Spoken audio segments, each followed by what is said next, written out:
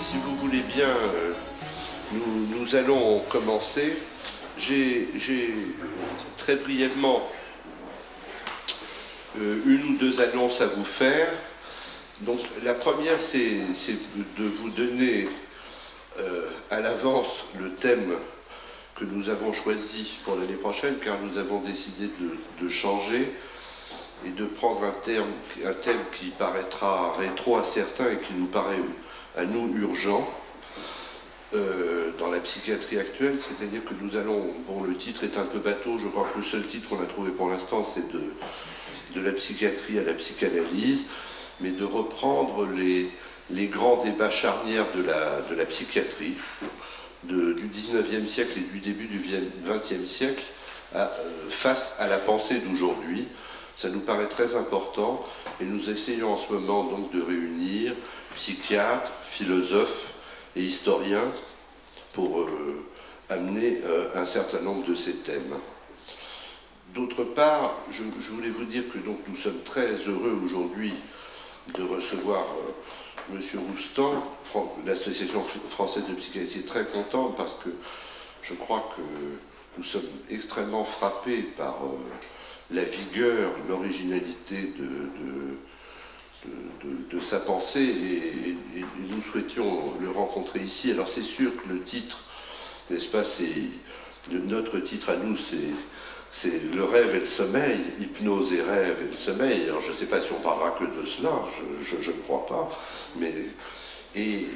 François Roustan a choisi la forme du débat. Je crois que c'est très intéressant. C'est pas toujours facile aujourd'hui de débattre. On n'est pas à une époque de débat. Je ne sais pas si vous l'avez remarqué.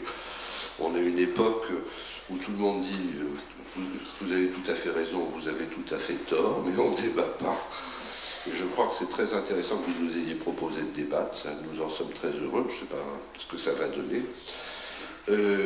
Et d'autre part, je voulais, vous savez que toutes nos conférences, n'est-ce pas, sont filmées, et en même temps, Alain Casanova et Monique Saladin, qui font ce travail, font un certain nombre de DVD qui sont très intéressants. Il est sorti. Oui, il vient de sortir un entretien avec François Roustan qui s'appelle « Le psychisme n'existe pas », extrêmement intéressant au point qu'on s'était même demandé si on n'allait pas passer le temps de consultation qu'il y a dans le DVD. Enfin, vous demandez l'autorisation, on n'a pas pu le faire parce que c'est un peu rétro. Mais c'est très intéressant. Et puis en même temps, on peut faire la publicité de quelque chose qui est sorti aussi, fait avec Bernard Goetz, je crois, et Michel Soulet, à l'été, une relation fondamentale. Voilà, donc on va commencer. Peut-être que je vais dire deux mots, pas grand-chose, et puis je vais vous passer la parole. Hein. Donc moi, je voulais dire quelque chose, enfin, un certain nombre de choses qui m'ont frappé. On ne se connaît pas bien, mais c'est peut-être lié à la lecture, lié aussi à une expérience de psychiatre et de psychanalyste. J'ai été très frappé de l'importance, comment on pourrait dire, que vous donnez, ou qu'on dirait en psychiatrie classique, à l'unité psychosomatique. Je crois que ça, c'est le premier point, à mon avis, charnière et important, à savoir une psyché qui donne vie au corps, avec une unité qui n'est pas celle d'essayer de mettre ensemble ou de séparer, hein, comme on dirait, par exemple, dans, je ne sais pas, je crois, s'il y a des psychosomaticiens ici, l'Institut psychosomatique, hein, c'est-à-dire la qualité du psychisme en fonction du corps, mais pas du tout, une véritable unité dans un rapport au monde et à soi qui me semble une des clés de votre travail et de votre évolution, hein, il me semble. Peut-être de toujours, mais je crois une véritable évolution de plus en plus affirmée. Ça, c'est la première chose qui m'a énormément frappé. La deuxième chose, je dirais, puisque on est là pour parler d'hypnose et rêve, je crois que de votre expérience de l'hypnose, vous avez aussi tiré des choses très importantes sur ne serait-ce que la tentative d'élaboration de ce qui s'y passe. Et je crois que j'ai eu l'impression, en voyant votre film, que c'est d'ailleurs à la source de l'évolution de votre façon de travailler, en mettant énormément en question la façon de penser, vous savez, de l'hypnose de l'école de Nancy, ou de Bernheim, ou de Charcot, c'est-à-dire finalement du rapport qu'il pourrait y avoir à la suggestion soit d'un corps machinal, automatique, soit de l'éveil nécessaire d'une histoire et des souvenirs, avec quelque chose qui ressemblerait quand même à une position très particulière de l'hypnotiseur, qui serait le grand maître de la situation. Je crois que vous avez réfléchi énormément, me semble-t-il, sur ce que moi j'appellerais la réceptivité, ou une forme de retrait sur soi, sur le rapport même de deux retraits, si j'ose dire, ensemble. Enfin, il faudrait presque vous poser aussi des questions, il me semble, de par votre parcours, sur l'importance de la position du rapport à soi et du rapport au monde, et quelque chose d'une position... Est-ce qu'on peut dire d'une position de croyance? Je trouve que quand vous donnez une importance considérable à la manipulation dans tous ces termes, ou à l'attente, à la croyance de l'attente, je suis très frappé d'un questionnement que vous avez qui me paraît très important. Alors bon, je balise les choses comme ça, on pourrait en dire beaucoup plus, hein, mais je crois que c'est pas ça qui est important, c'était pour ouvrir les questions qui nous ont paru importantes, très originales, vraiment, très personnelles à vous, et qui peuvent ouvrir un débat. Je n'ai pas parlé du rêve parce que je ne sais pas comment vous en parler. En dire quelques mots? Oui. Voilà, Merci. Passe à part. Merci, je suis très honoré de parler devant tant de sommités psychiatriques, ça ne m'arrive jamais. Mais je n'ai pas voulu faire une conférence en grande partie par paresse, et puis aussi parce que ça me semble intéressant de débattre et d'entendre des questions. C'est souvent comme ça que je travaille, d'ailleurs, en entendant une question, et essayer d'y répondre et de reprendre les choses d'une autre façon. Mais là, je vais dire quelques mots, je voudrais partir au fond de l'hypothèse qu'avait fait Chertok, qu'il a renié après, mais qui me semble intéressante. Il parle de 4 états du cerveau: le sommeil, la veille paradoxale, plutôt le sommeil paradoxal, et moi ce que j'ai appelé la veille paradoxale pour essayer de définir l'hypnose. Alors, de fait, il est facile de distinguer sommeil et rêve, et sommeil et éveil. Toutes les expériences qui ont été faites, en particulier par Jouvet à Lyon, ont montré qu'il y avait, vous connaissez ça beaucoup mieux que moi, donc des périodes dans lesquelles on pouvait prouver que quelqu'un rêvait tout en dormant, et qu'il y avait un certain nombre de signes très particuliers qui pouvaient être détériorés, qui pouvaient être déterminés, pardon. J'ai fait l'hypothèse que dans la veille, on pouvait inscrire l'hypnose comme veille paradoxale. Pourquoi veille paradoxale? Au sens élémentaire du terme, parce que c'est l'hypnose, l'état d'hypnose a les apparences du sommeil, ou au moins certains traits du sommeil, et que pourtant c'est un état d'éveil. Une des rares choses que l'on sait de façon sûre, c'est que l'électroencéphalogramme de quelqu'un qui est en hypnose est un électroencéphalogramme d'éveil ou de veille. Ce n'est pas un électroencéphalogramme de sommeil.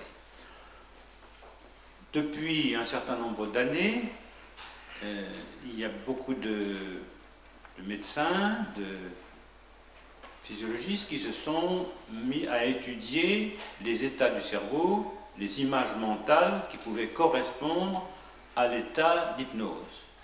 Or, jusqu'à présent, on n'a pas réussi à déterminer de façon spéciale à quelle zone du cerveau pouvait correspondre l'état d'hypnose, ou l'attitude d'hypnose, comme on voudra. On sait par exemple qu'en état d'hypnose, ce sont les aires qui sont liées à l'attention, ou à la concentration, ou à l'imagination. Mais il n'y a pas, pour l'instant, de découverte de zones spécifiques de l'hypnose. Et je crois que ça c'est un certain nombre d'hypnotiseurs ou d'hypnothérapeutes voudraient qu'il en soit ainsi. Je crois que sérieusement, ceux qui ont étudié les choses de très près disent qu'il n'a pas encore détecté des zones spécifiques pendant qu'il y a l'hypnose. Je pense que ça ne nous éclaire pas tellement, parce que, bon, même si on arrivait à dire il y a telle et telle zone du cerveau qui sont éclairées lorsque quelqu'un est en hypnose, on n'aurait pas encore les raisons de l'hypnose, ni la compréhension de l'hypnose. Je crois que là, c'est une question de méthodologie qui n'est pas très heureuse. Alors, quel serait le rapport entre ce que j'appelle la veille paradoxale, c'est-à-dire l'hypnose, et puis le sommeil paradoxal, qui caractérise le rêve. Pour moi, l'essentiel, c'est une coupure avec une conscience qui peut organiser. Très souvent, on parle de l'hypnose comme un état de conscience modifié. C'est une expression qui me semble tout à fait insuffisante, parce qu'il n'y a de conscience que de conscience de quelque chose. Et justement, ce qui se passe dans le rêve, ce qui se passe en hypnose, c'est que la conscience n'est plus là pour organiser les perceptions, et que les perceptions ou les sensations sont livrées à elles-mêmes. Il n'y a plus de connexion. D'où on sait bien quand même que quand on fait le récit d'un rêve, on s'aperçoit qu'il y a des pièces et des morceaux qui viennent de partout.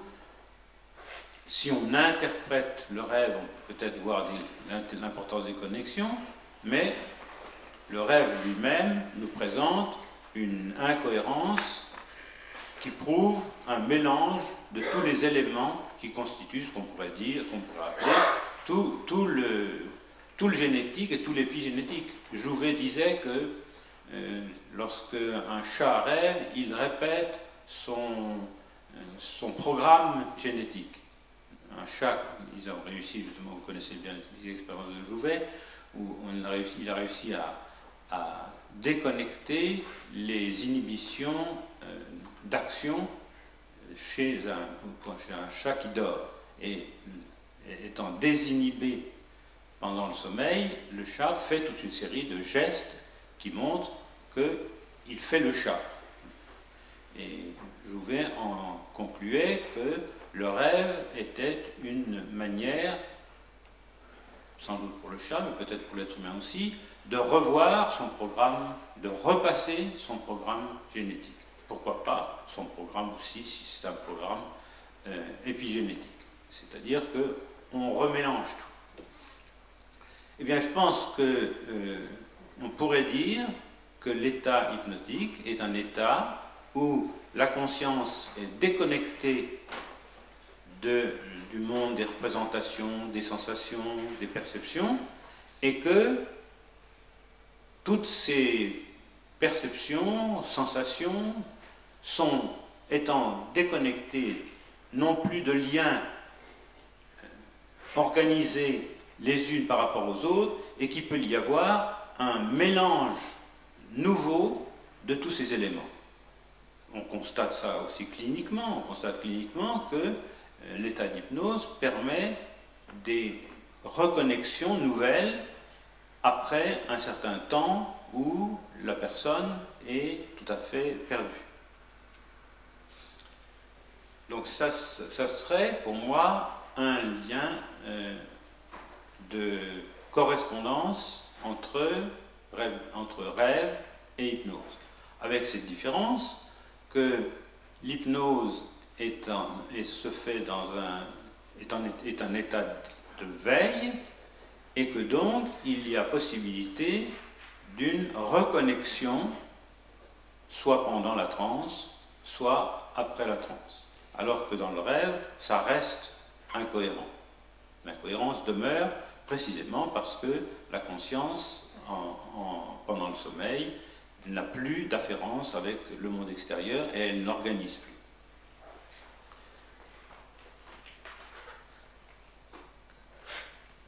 Pour montrer ça, je ne veux pas m'étendre, mais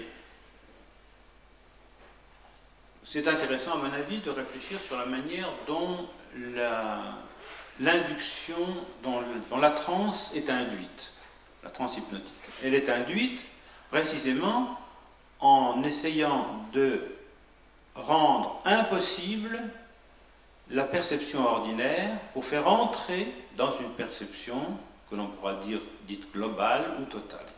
Par exemple, on va demander à quelqu'un, c'est le truc classique, de regarder un point sans le contexte. Et vous savez que c'est une chose impossible. On ne peut pas viser un point particulier si l'œil ne balaye pas l'ensemble et ne balaye pas le contexte. Donc cette impossibilité fait que la conscience ne peut plus percevoir, elle ne peut plus organiser un point dans son environnement et qu'elle entre dans un état de vague, quelquefois d'affolement, qui est au fond l'image de la totalité des perceptions possibles qui sont mises à la disposition de l'individu. D'autres procédés, on pourrait dire la même chose par exemple, Milton Erickson aimait beaucoup créer par le langage un état de confusion, c'est-à-dire sa façon de traiter le langage rendait impossible une signification. Or, la conscience est liée précisément au fait que les mots que nous disons ont un sens quand ils sont resitués dans des phrases ou dans un contexte. Donc, rendant impossible, ou plutôt faisant fonctionner le langage à l'envers, il crée un état de confusion qui rendait impossible la perception courante et introduisait, c'est l'hypothèse, à une perception beaucoup plus large où tous les éléments constituants de la personne pouvaient être appréhendés. Une dernière remarque, si vous voulez, c'est au sujet du rêve. Si le rêve est l'occasion pour le rêveur de rentrer en contact avec, je dirais, sa substance génétique et épigénétique, toute son histoire, si le rêve est l'occasion de prendre contact avec cette histoire, il n'est pas nécessaire d'interpréter le rêve. Parce que si on interprète le rêve, on va doubler le récit du rêve par un autre récit qui va nous faire sortir du rêve. Alors que, je crois que l'expérience clinique est là, on peut se contenter, par exemple, de faire répéter le récit du rêve à quelqu'un et lui demander de se plonger dans le rêve. C'est-à-dire de revenir, c'est une expression de Hegel, à cet état substantiel dans lequel la personne va pouvoir renouveler ses possibilités, retrouver sa force et son énergie.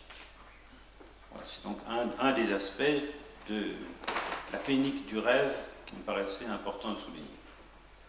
Voilà, je crois que j'en ai dit suffisamment pour qu'on puisse débattre maintenant et que vous puissiez poser des questions. Je prends celui-là pour aller dans la salle. Ça marche? Oui. Oui, Oui, d'abord, moi aussi je vous remercie d'être là. C'est pas la première fois que je vous invite, puisque vous êtes déjà venu dans le 13e où on avait fait une journée sur l'image. Je ne sais pas si vous vous rappelez, il y a quelques années, vous aviez fait une conférence assez formidable. Et donc, j'étais très content que vous acceptiez de venir débattre avec nous. J'ai suivi, enfin, je racontais un peu qu'est-ce que ça a été pour moi, François Roustan. J'ai suivi vos écrits depuis longtemps. J'ai toujours trouvé que vous étiez un homme très courageux. Vous aviez le courage de vos opinions, vous disiez les choses, vous quittiez les choses quand vous trouviez que ça n'allait plus, et vous, ensuite, quand vous écriviez pourquoi, vous développiez une pensée autour de ça. Donc en particulier tout ce qui, au départ, tout ce qui était donc, les institutions analytiques, tous les rapports de maître à disciple qui ont beaucoup existé dans la psychanalyse, avec Freud d'abord, avec Lacan ensuite, bien sûr, et vous avez pris parti par rapport à cela, et ça a été, je crois, important pour beaucoup d'entre nous. Et puis après, en vous lisant, donc vous êtes arrivé à l'hypnotisme, à l'hypnose, que vous avez défini de plus en plus, enfin à votre manière, et votre avant-dernier livre, enfin oui, je ne sais pas si le tout dernier sur Hegel est déjà en librairie. Il y est déjà, enfin c'est tout récent, mais enfin celui qui est paru juste avant, il suffit d'un geste, vous définissez assez exactement ce que c'est pour vous que l'hypnose. Et donc, disant une chose, rétablissant à mon avis une vérité irréfutable, c'est que la psychanalyse a les deux pieds, a toujours eu les deux pieds dans l'hypnose, et il ne sert à rien comme de faire l'innocent, comme vous dites dans un des chapitres de votre livre sur l'influence. On peut, à partir de là, imaginer une pratique analytique qui soit vraie, qui soit authentique et qui ait des résultats, mais certainement pas en niant ce fait que l'hypnose et la suggestion sont au départ, et Freud en était très conscient lui-même, au départ de la psychanalyse, et que s'il faut s'en sortir, je crois que d'une certaine façon il faut s'en sortir, elle reste toujours là comme une possibilité, une virtualité de la pratique. Et puis là, à l'occasion de cette conférence, et du DVD, donc de la publication du livre, il suffit d'un geste, et du DVD, le psychisme n'existe pas, où il y a un entretien avec Jean-François Billetter, donc le sinologue formidable, spécialiste de Chuang Tzu. Vous prenez ce que je pourrais appeler un virage chinois. Il y a,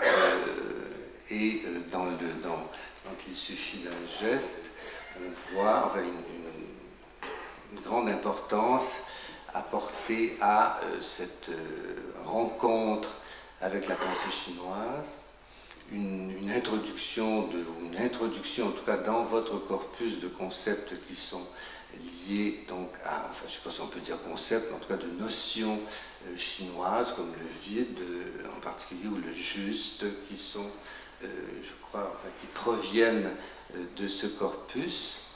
Et c'est une pensée que je trouve aussi assez fascinante, donc j'étais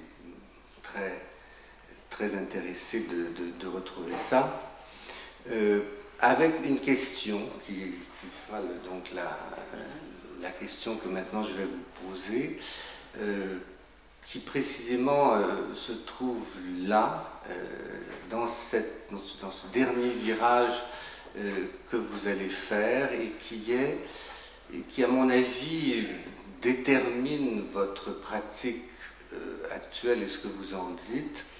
c'est-à-dire la possibilité d'un oubli de l'Occident et d'une intégration d'une position orientale, chinoise, sans difficulté, sans, d'une certaine façon, pouvant se défaire d'un coup d'une intégration dans un langage, dans tout un ensemble conceptuel pour se livrer à une pratique qui est celle décrite par exemple par Chuang-Tzu, effectivement, à partir du vide et pour atteindre le juste. Or ça, disons, enfin, oui, c'est une question. Comment est-ce possible, hein? Vous dites dans le livre de manière assez qui nous interpelle et qui est un peu difficile à avaler en même temps, vous dites au fond l'Occident c'est une longue maladie et il faut en sortir. Ce sont vos termes. Bon, ma question toute bête c'est comment? Comment on va en sortir? C'est certainement une question très complexe. Je ne suis pas le premier à penser que l'Occident, ou un aspect de la pensée de l'Occident, c'est précisément, plutôt un aspect de la maladie de l'Occident, c'est précisément dans une pensée qui se coupe de la sensorialité et qui accentue la dualité corps-esprit. Je pense que Nietzsche a longuement abordé cette orientation, mais je ne dirais pas que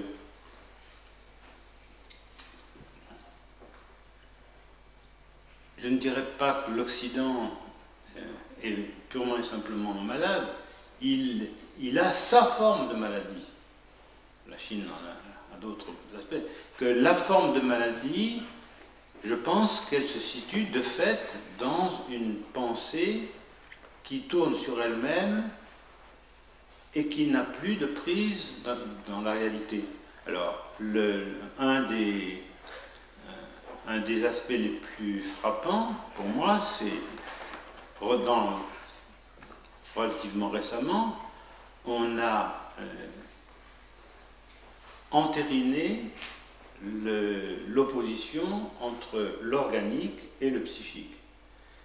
On voit par exemple dans l'histoire de la psychosomatique, on a vu qu'il y avait une telle... Les choses font dans les deux sens. Il y avait d'une part une telle insistance sur le psychique, c'était les psychanalystes qui sentaient ça, ils ont voulu rajouter le somatique. Et inversement, la médecine insiste, et puis c'est ça qui l'intéresse, et c'est ça qui l'intéresse par science, selon sa règle à elle. Donc la médecine va s'intéresser au corps, et d'abord elle s'est intéressée au corps mort, et elle s'aperçoit maintenant encore davantage qu'il y a 50 ans qu'il faudrait peut-être s'intéresser aussi au psychique. Donc on ne sort pas de cette dualité. Et c'est ça le problème pour moi. C'est pas tellement de bannir l'Occident et d'en appeler à la Chine, c'est plutôt d'essayer de penser en Occident quelle pourrait être cette unité corps-esprit. Je pense par exemple à des formules de fait qui sont chinoises, que j'ai citées, je ne sais plus trop où, c'est la totalité du corps qui est esprit. Alors ça, on pourrait développer considérablement. Mais si je lis un auteur qui n'a rien de chinois, qui s'appelle Wittgenstein dit dans les recherches philosophiques, la meilleure image de l'âme, c'est le corps. Donc il y a vraiment, oui. puisqu'on débat, hein. Oui, oui, bien sûr. Il y a quelques auteurs en France qui ont essayé de poursuivre ce chemin, non sans difficulté. Hein, il y a autour de nous, enfin quelqu'un qui nous est proche, qui était René Angelergue, qui en travaillant sur la symbiose, c'est-à-dire la rencontre de deux êtres ou deux corps à leur profil réciproque, mais chacun faisant son chemin, qui est un essai de travail de l'unité. J'ai l'impression que vous avez une certaine parenté avec Daniel Stern, qui chez le Nourrisson, défend d'arrache-pied l'idée que, en modifiant un certain nombre de positions du corps, de l'échange, on modifie tout à fait. Tout le travail relationnel, et qu'il y a eu un débat, une bataille avec les psychanalystes considérable. Tout à fait, oui, oui. Et je pense même qu'aujourd'hui, moi je ne cherche plus tellement à... Enfin, je dirais mon intérêt pour la Chine, ça a été une espèce de délivrance en disant il y a des gens qui ont pensé autrement les choses que nous, et qui ont pensé en particulier le rapport au monde comme quelque chose de tout à fait quotidien, naturel. Je suis en train de lire le livre de Jacques Gernet sur Wang Fuzhe. C'est patent. C'est l'unité, elle est là. Bon. Mais ce qui me semble important ici, c'est de ne plus avoir à faire le détour par la Chine ou par l'Asie, mais d'essayer de penser aujourd'hui cette unité et de partir de là. Et alors, quand je souligne justement, c'est la totalité du corps qui est esprit, je pense que si l'hypnose m'a appris quelque chose dans la pratique, c'est bien que il suffit que quelqu'un fasse appel, pas seulement à son corps, mais à tout son environnement, pour que des choses puissent se dénouer dans son existence. C'est-à-dire que, au lieu, alors c'est quand même là des choix, pas seulement thérapeutiques, des choix anthropologiques, au lieu de penser à l'intrapsychique pour essayer d'y découvrir un certain nombre de mécanismes, comme je crois que pas mal de psychanalystes cherchent, on bascule dans quelque chose de tout à fait différent en disant il suffit de remettre quelqu'un dans sa relation à lui-même, à son corps et à son environnement et à son entourage pour que quelque chose se remette en place. Alors ça, j'ai été certainement très marqué avant même de connaître Bioter et la tradition chinoise par Hegel qui lui définit le symptôme comme isolement. Si une partie, et il dit c'est vrai aussi pour l'organisme, pour la médecine, si un organe s'isole et se fait centre, alors on est malade. Et la guérison, c'est un retour à la totalité. Réinsérer un élément qui était isolé dans un ensemble. Mais ça, je crois que je ne suis pas le seul à souhaiter ça, certainement pas. Je suis très frappé aussi, par exemple, un homme comme Wittgenstein, c'est très intéressant de voir toute sa théorie du langage, c'est une théorie, toute sa compréhension du langage, c'est un effort pour penser le sens en fonction, justement, de l'usage. C'est-à-dire que pour que le langage ait un sens, il ne suffit pas d'assembler des mots, il faut qu'il y ait un usage très particulier dans une situation. C'est la situation qui nous donne. Alors ça, c'est aussi une chose qui me paraît tout à fait capitale. Si une unité est possible entre corps et esprit, et même la disparition de ce mot unité, s'il y a de l'homme, eh bien, cela n'est possible qu'en fonction de la situation de quelqu'un. Donc on n'insiste pas sur l'intrapsychique, mais au contraire sur la situation de quelqu'un dans son environnement.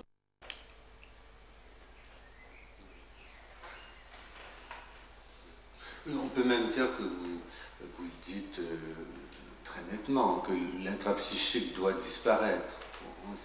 Le souci, oui. Le souci de l'intrapsychique. Doit disparaître. La conscience est un arrêt. La conscience est un... Oui. Également, elle doit... Plus elle est transparente, mieux on se porte. C'est ça. Et plus elle est inscrite dans l'action. C'est ça la même chose. Plus elle est inscrite dans l'action. Ça ne veut pas dire du tout qu'on ne va pas penser. J'ai lu quelques livres et je continuerai. Mais que, je dirais, l'aller bien, c'est le refus de penser en dehors du geste, en dehors de l'action. C'est ça l'important. C'est de mettre le sens et de mettre l'intelligence dans l'action. Il y a une autre question qui m'est venue en lisant Il suffit d'un geste, et qui est, bon, vous utilisez quelques formules choc, quelques formules comme ça un peu provocantes. Vous dites par exemple, on ne soigne et ne guérit que les gens qui se portent bien. Oui, que les bien portants. Bon, vous le dites, vous le démontrez, ça paraît comme ça une énormité. Dit comme ça, quand on lit votre texte, on se rend compte de ce que vous voulez dire. Mais enfin, ça pose une question. Il m'a semblé dans vos divers textes qu'il y avait un côté malaisé à propos de la pathologie. Au fond, de la folie, puisqu'on s'occupe de ça, et donc de la pathologie. Que faire? Vous dites, on ne peut pas soigner les gens qui ne peuvent pas s'occuper d'eux-mêmes. Ce qui renvoie vraisemblablement à tous les gens qui sont, disons qu'on va catégoriser comme névrosés, psychotiques, voilà. Enfin, c'est ce que j'ai cru comprendre. Oui, c'est même ce que j'ai écrit. C'est ce que vous écrivez.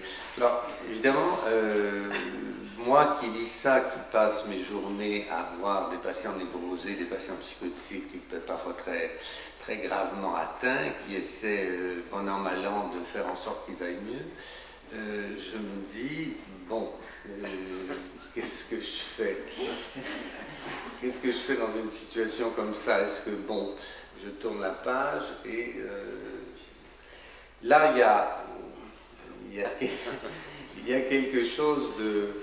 Bon, à la fois c'est compréhensible ce que vous dites, mais en même temps, votre refus d'une psychopathologie, oui. À partir du moment où il n'y a pas que le psychisme n'existe pas, on ne voit pas comment il pourrait y avoir une psychopathologie. Oui. Et de quoi souffrent-ils alors ces gens-là, ceux qui n'arrivent pas à s'occuper d'eux-mêmes? Oui. De quoi souffrent-ils? C'est une bonne question.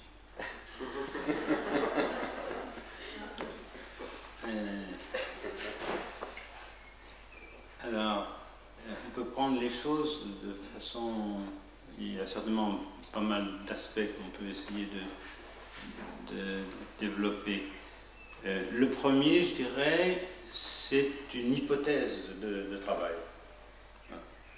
L'hypothèse de travail, c'est de dire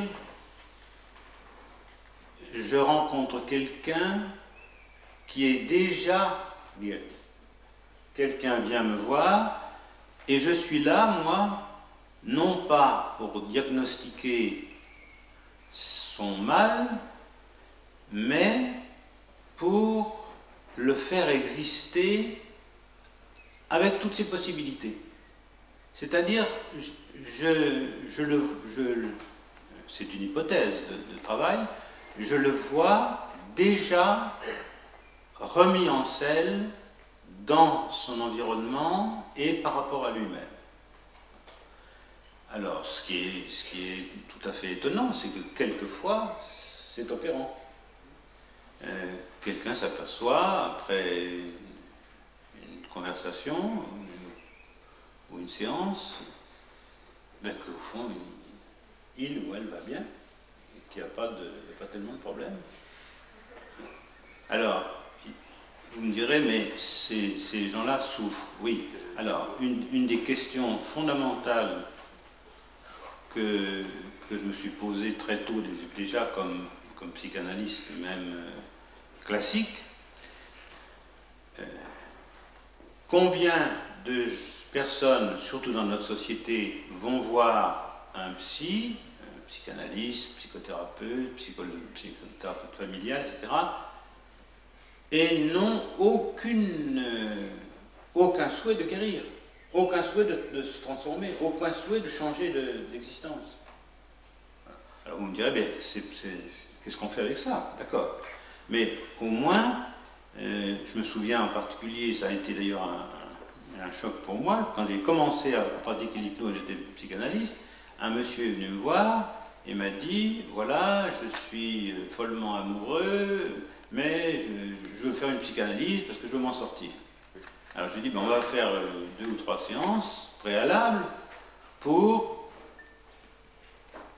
mesurer, si c'est possible de mesurer, à quel point vous avez envie d'en sortir. Et au bout de 2 séances, il m'a dit, mais je suis très bien comme ça dans mon malheur de passion, dans ma passion, etc. Et je n'ai pas du tout envie d'en sortir, donc pas question de faire une psychanalyse. Donc, il me semble que cette perspective-là permet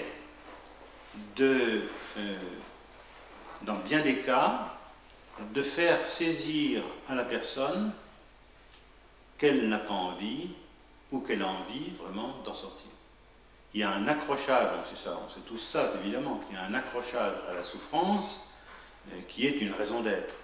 Je pense par exemple à des gens qui souffrent de fibromyalgie, algodystrophie, ces choses-là. Quand on arrive, après quelques séances, à les faire rire de leur attachement à la souffrance, il se passe des choses. Donc ça, je dirais, c'est le fait que l'on suppose le problème résolu, que l'on suppose que la personne est déjà sortie d'affaire, c'est ça qui permet justement de faire saillir ces difficultés préalables à une thérapie. Alors, vous me direz, mais finalement, de quoi souffre-t-il s'il ne souffre pas du psychisme? Ben moi, je dirais qu'il souffre d'une mauvaise situation. Exactement comme on s'est fait mal en jouant au tennis ou en faisant du golf, ou si on en fait, on a mal pris la chose. Votre geste ne correspond pas à votre existence. Alors l'important, c'est de trouver le bon geste. Et vous souffrez de quoi? Ben, vous souffrez de désaccord, vous souffrez de désharmonie, vous n'êtes pas en accord avec votre femme, vous n'êtes pas en accord avec vos enfants, alors commencez par vous mettre en accord. Et des séances de thérapie peuvent consister uniquement à dire, ben, voilà, votre femme est là, ou votre homme est là, vos enfants sont là, et alors, modifiez. Situez-vous différemment. Mais François Rostand, est-ce que vous n'êtes pas, dans mon langage prosaïque, en train de dire que vous pouvez soigner que les gens qui savent jouer? Mais c'est vrai, c'est tout à fait vrai. Oui. Alors, il y a peut-être une possibilité pour certains, c'est d'apprendre à jouer. Quelqu'un qui a vu tous les médecins de Paris et d'ailleurs, et qui est passé par des tas de thérapies, et qui arrive, et qui de fait prend son mal très au sérieux. Et au bout d'un certain temps, qui peut être capable de rire de son obstination à être mal. Mais vous avez tout à fait raison, c'est une notion fondamentale pour moi. C'est le guérir, aller bien, c'est pouvoir jouer. Pouvoir jouer avec les éléments de son existence. Tout à fait. Jean-Louis Bruno. J'ai un tas de questions à vous poser à propos de l'hypnose, précisément.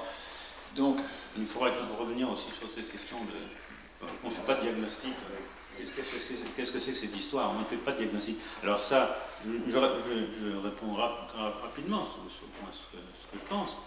parce que je me suis un petit peu posé la question tout de même. Je sais pas. Mais Milton Erickson expliquait qu'il ne faut pas faire de diagnostic. Parce que quand on fait un diagnostic, on enferme la personne dans ce que l'on a pu découvrir ou supposer. Et c'est ça qui est très difficile. Alors vous me direz, mais c'est une autre clinique. C'est-à-dire que je ne me pose pas la question de savoir si quelqu'un est névrosé ou pas névrosé, ou si c'est un psychotique. Ce qui m'intéresse, c'est de savoir si cette personne est capable de changer, a envie de changer, ou a quelque rapport avec la réalité. J'ai reçu pas mal de personnes ça, qui étaient dans un rapport à la réalité extrêmement flou.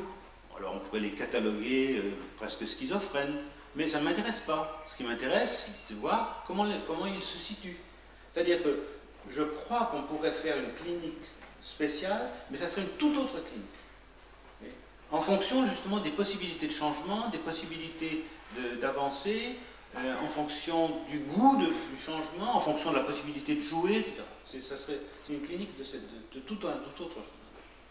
D'ailleurs, je prêche pour ma chapelle, mais au psychodrame, on fait des choses. Voilà, c'est ça, tout à fait.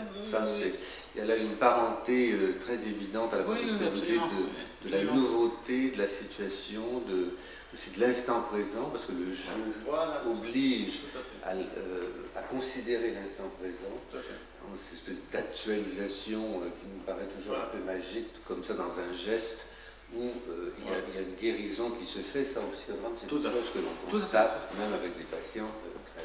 Oui, c'est très intéressant de voir que la psychanalyse s'est élargie ou a éprouvé le besoin de prendre ces choses-là, de même l'influence de la thérapie familiale et bien d'autres choses comme ça. Oui, non, j'ai une question en réserve. Je vous en prie. Bien.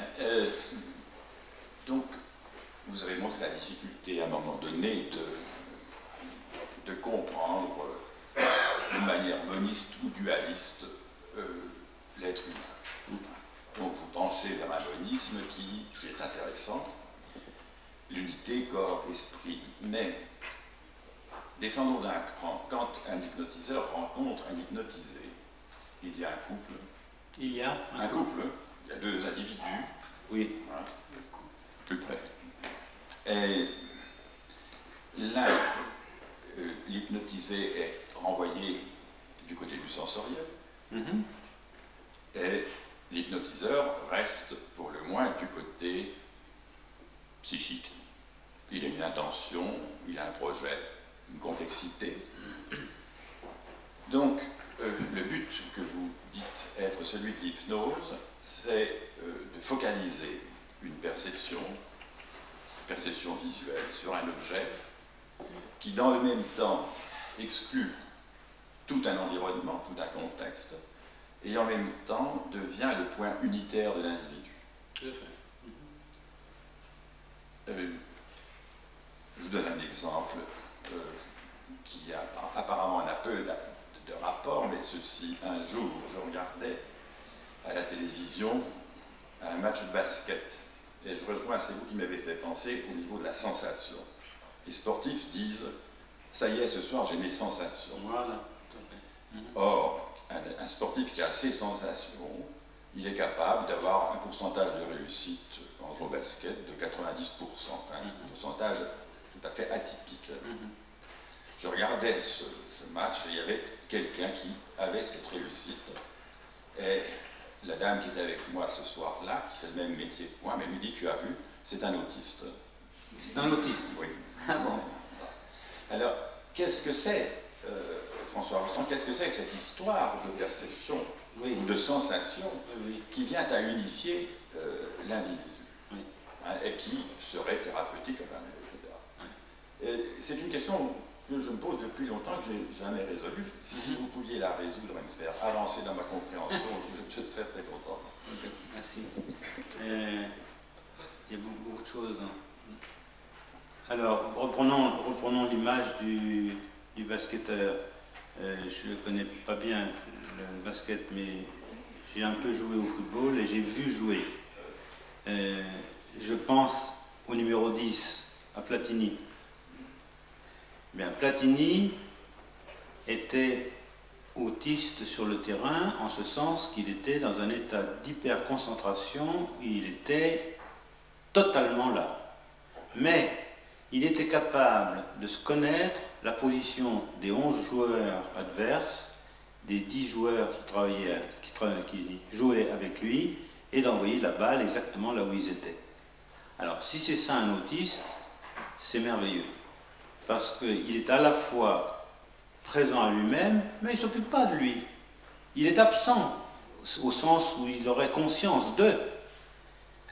Un basketteur ne peut réussir, ou un golfeur, ou tout ça, dans tous les sports c'est comme ça, que dans la mesure où il est là, sans le savoir. C'était Ayrton Senna qui, après un Grand Prix de Monaco, disait « J'avais l'impression d'être sur des rails, mais si un seul instant j'avais pris conscience de ce que je faisais, j'allais dans le mur. » Donc, il y a une sensorialité qui permet à la fois d'être totalement présent sans une pensée qui se pense, sans une conscience réflexe. Pardon? Mais oui, c'est ça, tous les artistes le disent. C'est très facile de faire comprendre à un artiste en quoi consiste l'hypnose, c'est très facile. Ils savent ça. Vite. Dans cette perspective de réflexion sur la sensorialité, manifestement, l'hypnotiseur impose à l'hypnotisé de réduire sa présence au monde à un seul registre sensoriel. Voilà, très bien. Pas un seul registre sensoriel, mais à la sensorialité. Non, oui, je dis l'ensemble des registres, à une seule sensorialité. Oui. Pourquoi à la seule sensorialité. À la seule sensorialité. Pourquoi ceci entraîne-t-il oui. cet état d'hypnose oui. qui est un état de non-réflexivité sur soi-même? Oui. Et alors, j'ai posé la question différemment, puisque vous donnez l'exemple, il y en a peut-être d'autres, où l'hypnotiseur parle, donc excite la sensorialité auditive, et l'autre est contraint de rester dans un champ visuel. Alors, est-ce qu'il y a d'autres façons d'hypnotiser que celle-là? Parce qu'il me semble que c'est dans cette dissociation de Stern, de l'accordage sensoriel, des choses comme cela, que l'état d'hypnose naît. Bon.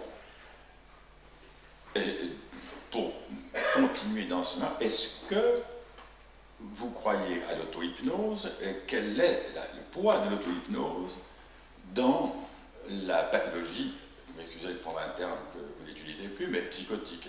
D'accord. D'ailleurs, je dirais que vous avez défini, à mes yeux, l'hypnose, d'une part en disant réduction à la seule sensorialité, et d'autre part, face négative, fin de la réflexion, d'une pensée qui réfléchit. C'est ça l'état hypnotique. On met fin à un mode réflexif et on se réduit à la sensorialité. Et alors vous dites, que fait l'hypnotiseur? Eh bien, à mon avis, je dirais aujourd'hui que l'hypnotiseur joue sur deux tableaux en permanence. D'une part, il est lui aussi réduit à la sensorialité et il fait pression sur l'hypnotisé pour qu'il se mette à ce niveau-là. Et, si vous faites allusion à Stern, il ne s'agit plus du tout des différents sens qui se confondent, mais de ce que déjà Aristote appelait le sens commun. C'est-à-dire que Stern, c'est pas Stern lui-même, enfin toute une série de laboratoires de psychologie aux États-Unis ont montré qu'il y avait des passages entre les différentes modalités sensorielles et que le petit enfant, et probablement que nous gardons ça enfoui en chacun de nous, passe d'une modalité à une autre. C'est l'unité de la sensorialité qui est important. Donc, pour moi, aujourd'hui, je définirais l'hypnose comme la réduction à un état de sensorialité qui combine tous les sens et bien au-delà, qui fait un passage entre tout ça. Alors, qu'est-ce que fait l'hypnotiseur? Il impose à l'hypnotisé de se réduire à ce champ sensoriel, mais par ailleurs, il est là aussi sur le qui-vive pour essayer de soupçonner par quel canal, par quel point la vie de quelqu'un ou son état va pouvoir se modifier. Ce que j'appelle, moi, trouver le point d'appui pour que le levier de l'hypnose puisse fonctionner. Je ne sais pas si j'ai un peu répondu à votre question. Mais l'hypnose ne se distingue pas, à mon avis, de cet état de sensorialité générale.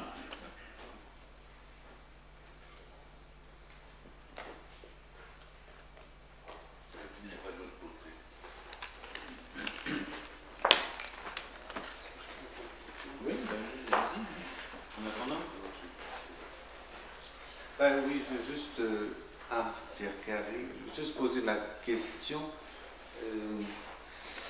Moi, il y a une chose que j'aime beaucoup dans vos livres, dans le dernier, c'est votre prise en compte du monde. Oui. Le monde, le cosmos, c'est extrêmement présent. C'est une chose qui me gêne toujours un peu dans la psychanalyse, de voir qu'on réduit aux relations d'objets et qu'on parle d'un objet et que très souvent, l'altérité est réduite à un objet, rarement à autrui, et presque jamais au monde. Vous réintroduisez le monde, et le monde matériel, le monde de la réalité. Ça me paraît très porteur et très important. Par ailleurs, là c'est un peu une question claire, hein, je vous préviens tout de suite. Quand vous parlez du narcissisme, vous en parlez d'une manière négative, parfois vous qualifiez quelqu'un de narcissique au sens où il reste enfermé sur lui, ou précisément il n'est pas ouvert au monde, et peu ou prou, vous identifiez la pensée analytique à cette conception du narcissisme. Or, moi, je pense qu'il y a des psychanalystes sans narcissisme. Lacan, Mélanie Klein, par exemple, sont, à mon avis, des psychanalystes sans narcissisme, mais chez Freud, avec l'identification narcissique, c'est pas pour sauver Freud Pourquoi pas? Il me semble qu'il y a une affirmation du monde pour qu'il y ait une identification et qu'elle soit première et qu'elle soit, même si elle est de manière contradictoire narcissique, il faut qu'il y ait une position du monde qui soit là d'emblée. Et que précisément lié au jeu, par exemple dans le psychodrame, si cette hypothèse est reprise et développée, on peut imaginer une psychanalyse avec un cosmos autour d'elle. Pourquoi pas, oui. C'est vrai que moi j'étais assez frappé, mais c'est peut-être unilatéral, par le fait que Freud très souvent est très solipsiste. Il n'y a même pas de relation. Il insiste beaucoup, même dans Deuil et Mélancolie, on sent qu'il y a c'est très...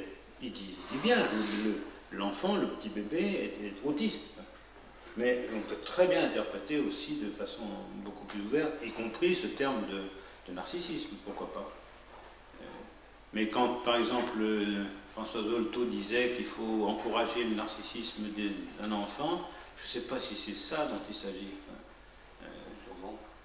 C'est pas que parce qu'un enfant dit je suis le plus beau, qui va être bien dans l'existence, c'est plutôt s'il oublie ça. Oui. On est d'accord. Pardonnez-moi, Pierre Sullivan, je n'ai pas bien compris votre remarque sur le narcissisme. Puisque ça me paraît être quand même régression à un stade lié au sommeil, quelque chose d'acosmique, justement. Oui, mais il y a chez Freud une identification narcissique. Pour qu'il y ait une identification, il faut qu'il y ait la position d'un dehors, quitte après, dans un second temps, à ce que on qualifie le monde extérieur de, disons, c'est ce que Freud va dire aussi, l'objet naît avec la haine ou en même temps que la haine, c'est-à-dire qu'on peut décider que le mot... Enfin, l'idée du narcissisme, s'il y a un monde, c'est que je ne suis pas tout. Je suis que cela. Si je ne suis pas tout, hein, c'est cette déception de ne pas être tout, certes, position à laquelle on peut toujours revenir, mais qui signifie au préalable qu'il y a l'affirmation d'un monde. Oui, il est juste que je ne sois pas tout, mais est-ce par là qu'il y a un monde? Ça, c'est une autre question, je crois.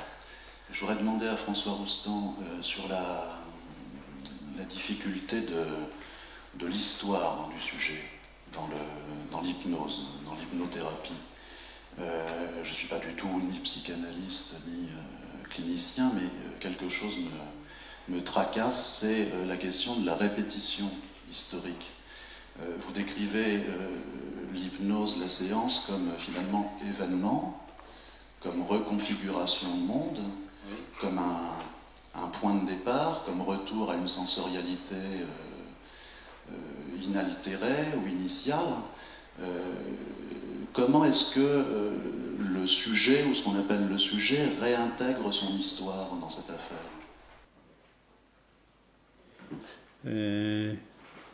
Son histoire est présente.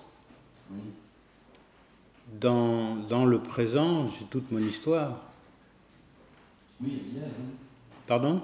Oui, elle est présente, mais c'est bien elle qui pose problème. C'est bien elle qui est l'origine du mal-être. Du mal-être. Oui, mais le mal-être, il est présent aussi.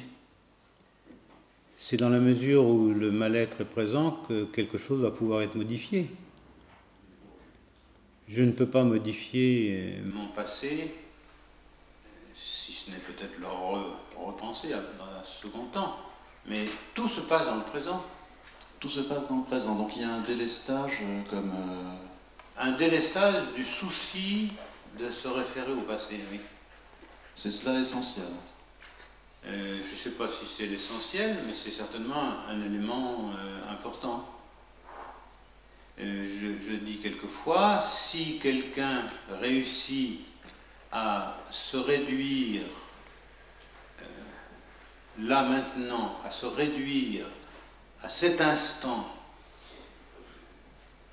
et n'être que là, corps, esprit, cœur, c'est explosif. C'est une source de bouleversement extraordinaire. Ce qui se passe, justement, en résistance à l'hypnose, c'est qu'on garde un quant à soi, on continue à regarder ce que l'on est, ce que l'on fait. Mais si quelqu'un réussit à n'être que là, et n'avoir aucun souci du passé et aucun souci du futur, donc dans le temps, et puis dans l'espace, n'être que là, dans cette pièce, assis, debout, couché, peu importe, alors c'est un bouleversement. C'est la fission atomique. D'accord, c'est réduction de la temporalité, réduction de la spatialité. Les deux. Oui, les deux. Les deux. Les deux. Mais alors, la reprise du désir.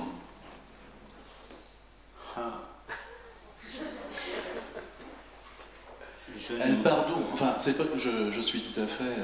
Qu'est-ce que le désir? J'entends, mais... Qu'est-ce que c'est le désir? Qu'est-ce que c'est le désir? Sinon, la réinscription dans du temporel, justement. Oui, mais ça se fait très bien. Après. Ça se fait mieux. Ça se fait mieux, même. Oui. On n'a pas à s'en préoccuper. Enfin, c'est une expérience constante pour un hypnothérapeute. C'est que quelque chose se passe dans la séance, puis il se passe beaucoup d'autres choses après. Il y a des reconfigurations qui sont tout à fait étonnantes. Il y a des modifications qui se font de proche en proche. Alors je pense que c'est peut-être ça qu'on appelle le désir. Un peu. Mais au fond, j'ai envie de dire, le désir, le sujet, ce sont des mots qui ne me semblent pas nécessaires d'utiliser. C'est dans la mesure où quelqu'un entre dans l'impersonnel qu'il commence à exister. Monsieur Rochefort, pourquoi le rêve ne produit-il pas le même effet? Pourquoi? Laissez-moi là. Pourquoi le rêve Oui. ne produit-il pas forcément le sentiment d'une même recomposition? Parce qu'il n'a rien à voir avec la veille, parce qu'il est justement sommeil. Il n'y a aucun pouvoir qui est donné. Alors qu'en hypnose, la personne, l'individu, le sujet, si l'on veut, au fond, est bien là, et pour prendre en charge, effectivement. Ce qui est frappant, justement, dans une séance d'hypnose, c'est qu'il y a quelque chose que l'on subit en étant réduit à cette sensorialité, mais même ça, c'est vraiment l'effet de tout un cheminement, même dans la séance, ou ça peut être aussi un apprentissage. Donc il y a vraiment un véritable travail pour entrer en hypnose. Et ensuite, il y a un autre travail de ratification de ce qui a pu s'opérer. C'est-à-dire que j'insiste beaucoup sur l'importance de la décision. Quelque chose est apparu, est-ce qu'on peut le décider? Or, dans le rêve, je ne peux rien décider. Il y a simplement cet éparpillement du rêve, mais il n'y a pas ce mélange, d'une part en hypnose, ce mélange de tout, et ensuite une restructuration. Parce que justement, on est tout de même en état de veille, même si c'est une veille d'un autre ordre. Je suis complètement d'accord sur la reprise et la puissance que donne le travail antérieur, oui, grâce à l'hypnose. Oui. Mais alors justement, là je m'adresse à votre expérience de clinicien. Comment est-ce que vous feriez la part de la parole et la part du silence dans cette affaire? Je pense que l'essentiel se fait dans le silence. Et que, tout à l'heure je disais qu'un des moyens d'induire la transe, c'est de créer la confusion. Par exemple, ça m'arrive de demander à quelqu'un de prendre un chemin qu'il ne connaît pas pour aller là où il ne sait pas, où il ne connaît pas le lieu où il va, et il ne connaît pas non plus les moyens d'y aller. Si quelqu'un accepte de cette absurdité, vous allez emprunter un chemin que vous ne connaissez pas pour aller à un endroit que vous ne connaissez pas par des moyens que vous ne connaissez pas. Là, il se passe quelque chose aussi. Oui. Alors Parce qu'on ouvre un champ. Oui, oui. Et alors la parole se tait. Il n'y a pas besoin de parler beaucoup pour ça. C'est vraiment, je crois, le sens suprême, c'est celui qui se fait, non pas celui qui se dit. Oui, et pourtant, alors ma dernière question, pardonnez-moi, Oui, mais justement sur ce que la parole peut induire elle-même comme hypnose. Vous avez parlé du langage en limite de signification ou en limite de signifiance, oui. Qui emporte vers un chemin où on ne sait pas, où on ne va pas, etc. C'est ça. Qu'est-ce que vous pensez dans ce cas-là de ce qu'on pourrait appeler l'hypnose littéraire que représente Joyce et sa lecture? Je ne connais pas spécialement Joyce et ça ne m'a pas séduit tellement, mais je pense à beaucoup d'autres poètes où je lis presque constamment Henri Michaud et d'autres, Lyotard. Je pense que c'est fondamental, de fait, en littérature, certainement. Ce moment où le sens est tellement aigu qu'il nous échappe, qu'il disparaît. C'est toujours au bord de l'absurde. Oui, il y a beaucoup de choses.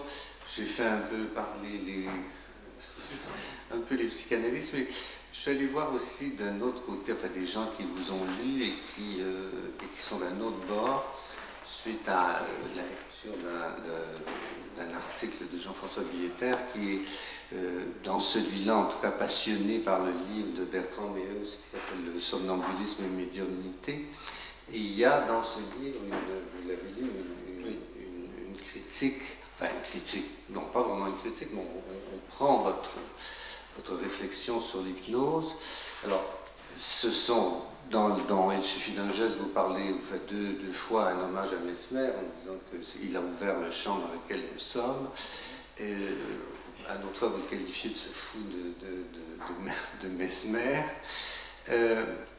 Et eux, alors, je ne sais pas ce que vous pensez de leur opinion, à savoir que pour eux, les psychanalystes, et vous, à la suite des psychanalystes, ont repris un terrain ou un terreau qui était celui des magnétiseurs, donc qui était du métapsychique, qu'on a été transformé en métapsychologie, d'après eux, chez les psychanalystes. Et la différence qu'ils y voient, c'est que chez vous et chez les psychanalystes, les phénomènes sont inférés, alors que chez les magnétiseurs qui vont plus loin, ils sont constatés. Par moments, dans votre livre, on a l'impression, dans les descriptions surtout que vous donnez des protocoles cliniques, qu'il y a quasi une constatation. Une constatation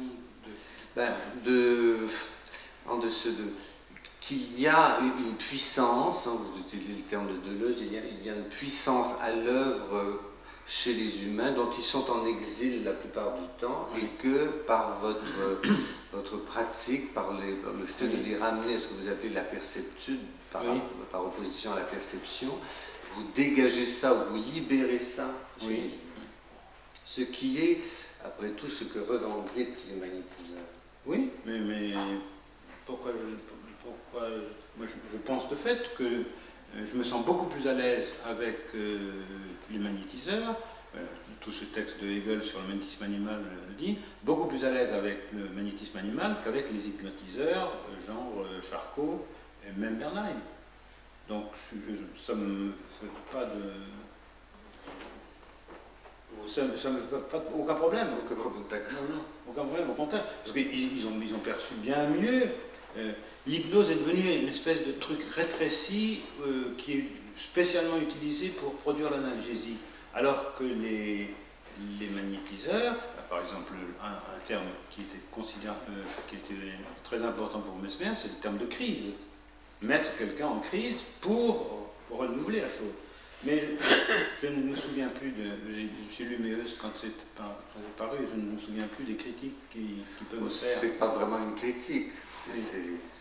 Non, enfin, l'idée, c'est que les psychanalystes ont renommé quelque chose qui était connu et qui avait été, en fait, puisque sa thèse, c'est que toute la psychiatrie, la naissance de la psychiatrie, s'est faite contre les révélations des magnétiseurs. C'était une façon de donner un statut officiel et qui peut être toléré par le socius. Ça c'est possible, oui. Mais il insiste aussi beaucoup sur les phénomènes parapsychiques. Oui. C'est ça. Alors en fait, là, moi, je n'ai pas besoin de ça dans ma pratique. Mais qu'il y ait des choses comme ça, si, on peut dire que tous les jours, il y a des phénomènes de devinage, c'est-à-dire qui sont de l'ordre de la divination dans le travail. On soupçonne quelque chose, ou même je pense des gens, par exemple, qui viennent d'autres cultures, de cultures africaines, qui peuvent, grâce à la rencontre avec un hypnothérapeute, au moins avec certains, parler d'un certain nombre de choses qui sont tout à fait banales dans leur culture et qui sont effrayantes pour les Occidentaux. Non, moi, ce qui me paraît intéressant dans l'hypnose, c'est que c'est un lieu où on peut avoir des contacts avec une multitude d'autres cultures dans des secteurs tout à fait différents. Il y a la Chine, mais il y a aussi l'Afrique, il y a la transe, etc. Enfin, c'est une plaque tournante, finalement, qui nous permet je crois, de soupçonner ce qui se passe dans d'autres cultures. J'aimerais aussi que vous disiez, la fin de votre livre est assez saisissante parce que, bon, ça se termine par un hommage à Darwin. Vous dites que c'est le grand poète de la modernité. Et donc une mise en avant comme ça de l'espèce, des vœux de l'espèce. Vous avez une expression très forte, à un moment donné, vous dites « Je ne suis qu'un chien que la vie va laisser au milieu du chemin ». En disant, vous dites qu'il ne faut pas croire à la mort, enfin qu'il y a des termes au fond auxquels il faudrait chasser, Dieu, la mort, entre autres, et que bon, il y a peut-être ma mort, que ma mort n'a pour vous, en tout cas, aucune importance. La mort d'autrui, certes, vous dites que c'est une déchirure irréparable, mais ma mort, non. Et qu'on est un accident de cette espèce de grand flux qu'est l'espèce. Alors, évidemment, ça... Il ne faudrait peut-être pas lier ça à la pratique ou à la définition de l'hypnose. De temps en temps... Non, mais c'est la... Non, c'est pas ce que je veux dire. C'est pas ce que je veux dire non plus, mais c'est la vision... c'est la philosophie qui accompagne votre pratique. C'est vrai que je pense qu'on se porte beaucoup mieux quand on pense guère à soi et à son histoire. Et que le mort, tout ce que je peux faire. Est-ce que je peux intervenir dans votre dialogue? Mais parce qu'il y a quelque chose qui m'inquiète. C'est un peu facultatif quand même ça.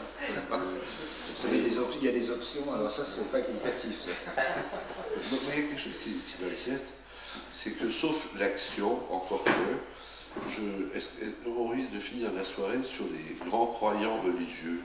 Oui, mais oui, je pense pas que ce soit... Ou alors, il faudrait dire des croyants incroyants. Et voilà, c'est pas des croyances en quelque chose. C'est peut-être une grande confiance.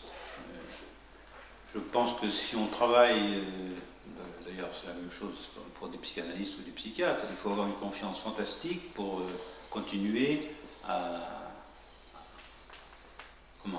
rencontrer, à porter la souffrance ou des malheurs des gens. Donc c'est peut-être quelque chose comme ça. Oui, moi je dirais plutôt une confiance. Freud parle d'attente croyante. Gläubiges, en allemand, ça veut dire, c'est pas tellement une croyance, comme on dit, croire en Dieu ou en la Trinité ou je ne sais trop quoi. Non, c'est confiance, c'est-à-dire on se laisse prendre par les choses. Je ne pense pas qu'il y ait... Enfin, s'il y a une chose certaine, c'est que le petit monde de l'hypnose ne nous demande pas de croire à quelque chose. Freud disait, à la fin, il faut croire en la sexualité infantile, l'inconscient, etc. Il y a vraiment des choses qu'il fallait croire. Là, non, il n'y a rien du tout. Il faut croire, je ne sais pas, que quelqu'un qui se lève et qui fait un pas, il marche. C'est tout ce qu'on peut constater. Bon, vous voyez, tout à l'heure vous disiez que j'avais du courage. De fait, on me dit très souvent que j'ai beaucoup de courage, mais jamais on me dit que je suis intelligent. Et j'en suis persuadé. Et j'ai certains amis, philosophes, etc., qui me disent, oh, quand même, c'est un peu simpliste, toutes ces histoires. Hein. Je peux pas faire en plus, moi. Je suis courageux, simplement. Bravo. Voilà. François Rostand, une question. Je suis là. Peut-être que je vais vous faire de la peine parce que je vais vous resituer dans votre histoire. Vous avez été psychanalyste. Oui. Bien. peut-être avez-vous fait le deuil total de cette partie body, mais si vous ne l'avez pas fait, croyez-vous qu'on me conseillez-vous de continuer ce que vous faites? Mais est-ce qu'on peut penser psychanalytiquement la situation de l'hypnotiseur et de l'hypnotisé? Par exemple, par rapport à la deuxième topique, est-ce qu'un leader dans une foule, quel est le rôle tel que Freud le pensait comme quelque chose du côté d'idéal du moi, voire du moi idéal? Est-ce qu'on ne peut pas dire aussi, dans la première topique, que le sujet hypnotisé est plutôt renvoyé du côté du sensoriel, de l'autoconservatif, voire de l'instinctuel, alors que le psychanalyste reste branché dans un registre relationnel que les psychanalystes ont tendance à appeler sexuel? Est-ce que c'est quelque chose que vous pouvez encore élaborer? Est-ce que, ou à moins que vous ayez définitivement fermé la porte à toute essai de compréhension? Non, je vais noter ça. Mais de fait, j'ai un débat avec tel ou tel ami psychanalyste qui me dit: qu'est-ce que tu fais de la sexualité? C'est quelque chose, mais c'est pas la peine de tout voir à travers ça. Mais je ne sais pas si je lis les textes de Freud sur l'hypnotisé ou l'hypnotiseur qui tient la place de l'idéal du moi. Oui, c'est ça. C'est plus exactement. Je ne pense pas que ce soit quelque chose comme ça. Je ne pense pas que ce soit quelque chose comme ça. C'est plutôt... Je ne sais même pas s'il y a une relation entre l'hypnotiseur et l'hypnotisé. Je pense qu'on crée un champ de sensorialité où l'autre va pouvoir se placer. Mais d'une certaine façon, d'ailleurs c'était peut-être vrai aussi pour le psychanalyste, la personne du thérapeute disparaît. C'est pas, même s'il a une très grande importance. En tout cas, c'est complètement différent. Tiens, je peux donner un détail. Quand j'étais psychanalyste, tout de même un certain nombre, 10-15 ans au moins, jamais un analysant ne m'a envoyé un parent, un ami, une connaissance, jamais. Par le transfert, j'appartenais à cet analysant. Depuis que je pratique l'hypnose, aucun problème. Quelqu'un m'envoie son frère, sa sœur, son père, il n'y a pas du tout ce lien d'appartenance. En ce sens-là, je crois qu'il y a quelque chose de tout à fait... La relation est complètement différente.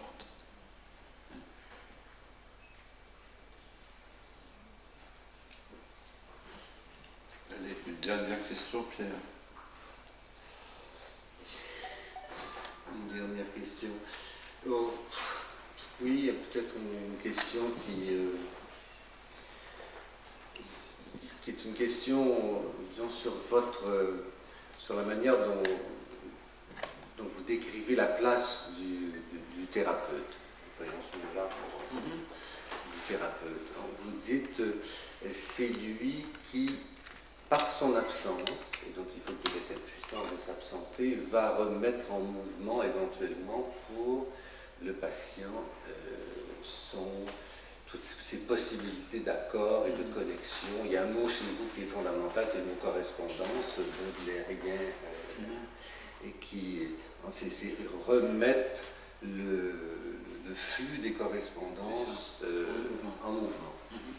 C'est sur ce point-là de se mettre, de la possibilité de s'absenter. Chez vous, ça a beaucoup d'importance parce que vous direz que le jeu est fondé sur l'absence, que le nourrisson, vous citez les expériences de Stern et d'autres, comme quoi sa pensée s'organise non pas sur la permanence des objets, mais sur les trous qu'il y a entre les objets. Donc encore, on retrouve cette notion-là.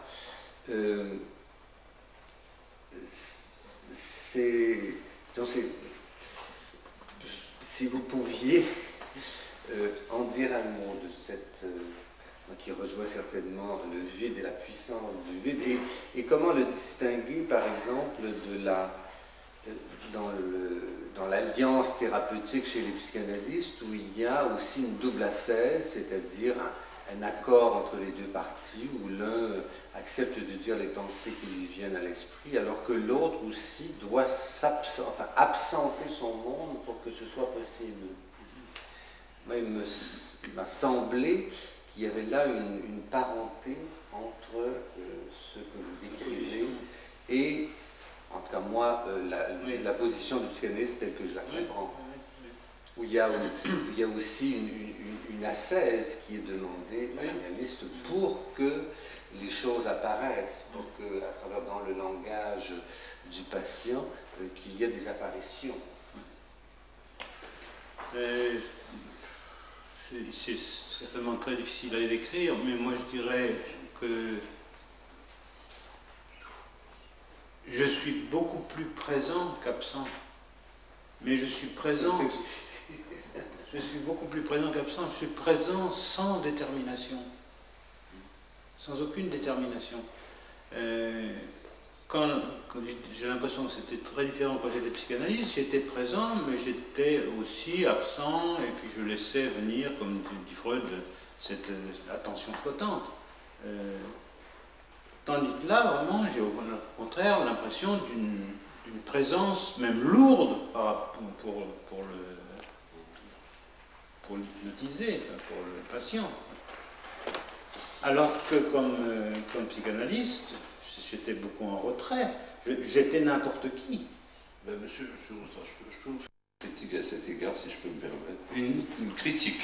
D'accord, oui. Parce que ce que vous dites, moi enfin, c'est presque à guise de conclusion, moi je suis très intéressé, très important pour moi,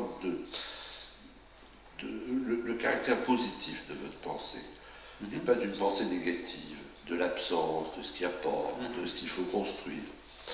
Et je trouve que vous avez une définition du transfert ou de la position du psychanalyste, ou même du psychiatre, qui n'est pas recevable, si je peux me permettre, parce que je crois qu'aujourd'hui, on dirait que, bien entendu, la répétition, c'est quelque chose qui va se passer quand on construit toute nouvelle relation, peut-être qu'elle peut se répéter. Mais ce qui intéresse le psychanalyste, c'est ce qui ne se répète pas, c'est le nouveau.